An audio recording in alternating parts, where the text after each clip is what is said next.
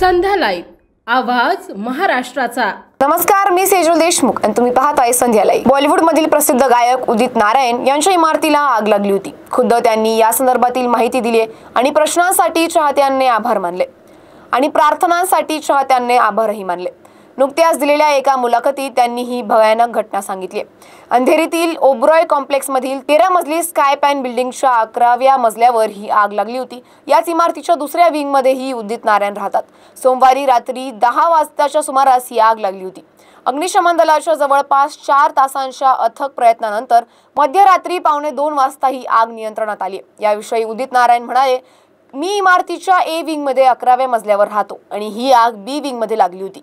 आम्ही सर्वजण इमारतीच्या खाली आलो होतो आणि जवळपास 3 ते 4 तास आम्ही सर्वजण खाली उभे होतो। ही आग खूप भयंकर होती आणि त्यात काहीही झालं असतं। आम्ही सुरक्षित आहोत यासाठी देवाचे आणि आमच्यासाठी प्रार्थना करणाऱ्या चाहत्यांचे आभार मानतो। ही आग इतकी भयंकर होती की त्यांचा उदित नारायण यांच्या मनावर खूप परिणाम झालाय। याविषयी ते पुढे म्हणाले, या घटनेनं मला हादरवून टाकलंय।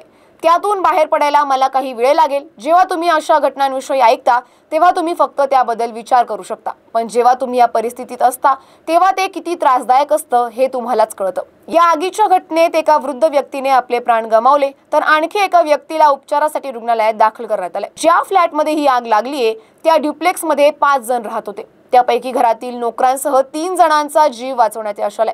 अग्निशमन दलाच्या सूत्रांनी असा दावा केलाय की इमारतीची अग्निशमन यंत्रणा काम करत नव्हती आणि ड्युप्लेक्स फ्लॅटच्या अंतर्गत जिन्याची स्थिती पाहता आग विझवण्यात त्यांना अडचण येत होती। अशाच अपडेटसाठी आमच्या संध्या लाईव्ह चॅनलला लाईक, शेअर आणि सबस्क्राईब करा।